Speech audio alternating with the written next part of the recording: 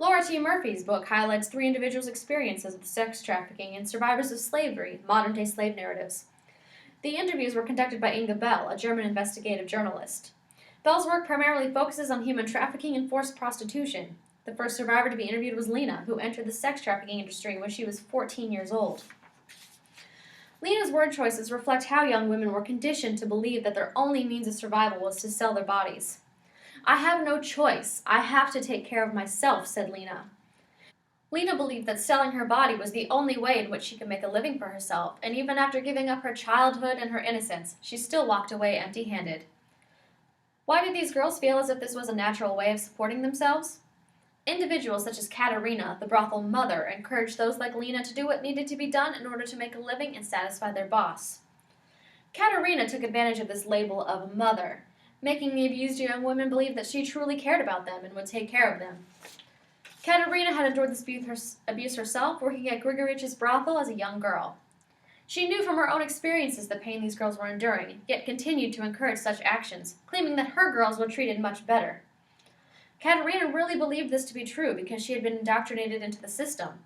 She makes a point of describing how bad some of the other brothels can be in an effort to make hers sound like it is giving these girls a better life. But even the madam can't deny all the things that go into making a brothel a lucrative business. Young girls are the most important piece to making money. According to Katerina, in our business, you can't use a woman who's old or who looks old. You need young women here to make money. These women are taken at such a young age and are inculcated into the industry during their formative years in which they begin to develop their own sense of self. This makes it possible for women involved in sex trafficking to measure their own worth in terms of sexual marketability. The use of language plays a huge role in representing how those involved truly perceive the slaves being held captive within brothels. Katerina blatantly states that the girls are being treated as if they were disposable people, being used up until they are no longer worthy and need to be thrown away. If the mother of these girls are referring to them as disposable people, individuals in society will view these girls as exactly that, contributing to the further stigmatization of these victims. She was once sold herself, so she distances herself from the buying aspect. She says, "It is enough that I know that they are bought and sold. For me, a woman has no price." But she also says things that mean that women should be treated as objects and that they are a doll in a showcase. She still views them as objects and not human beings.